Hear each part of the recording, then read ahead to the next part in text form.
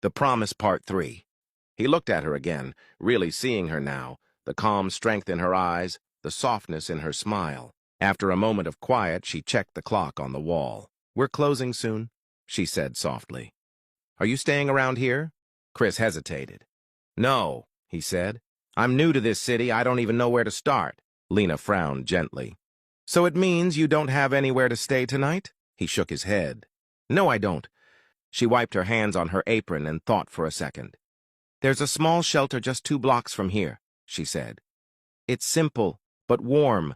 The lady there is kind. I can walk with you until the corner. It's on my way home." Chris tried to refuse. "You've already done enough." But Lena smiled. "It's late and you don't know this part of town. Come on." They stepped outside together into the cool night. The city lights flickered on the wet pavement as they walked side by side. The streets were quiet, and the sound of their footsteps echoed softly between the buildings. When they reached the shelter, Lena pointed to a small red door under a yellow sign. "That's it," she said. Chris looked at her, grateful. "Thank you. You've been so kind to me tonight." She smiled, her eyes warm in the streetlight. "You're welcome, Chris. Good night." He stood there for a while, watching her walk away. In that moment, he realized he hadn't just found shelter. He had met someone whose kindness felt like light. The next morning, Chris woke up early in the shelter. The bed was small, and the air smelled of coffee and soap. For the first time in weeks, he had slept without worry.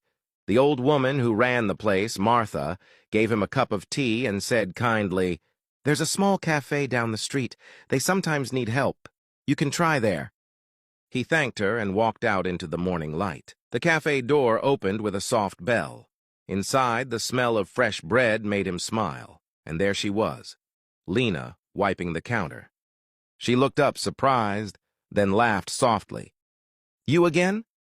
Looks like you found your way back to food." Chris smiled. "I took your advice. I stayed at the shelter. They told me you might need help here."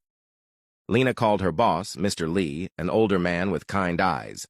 "He can work hard," she said quickly. Mr. Lee looked at Chris, then nodded. "You can wash dishes and carry boxes. Start today." That was how Chris became part of the cafe. The work was simple but honest. He cleaned tables, washed cups, and learned how to make sandwiches. Lena worked beside him, smiling even when she was tired. During breaks, they sat on the back steps with mugs of tea. One afternoon, when the place was quiet, Lena asked, "Chris, what did you do before all this? You don't seem like someone new to work." He thought for a while before answering. "I served in the army for 4 years.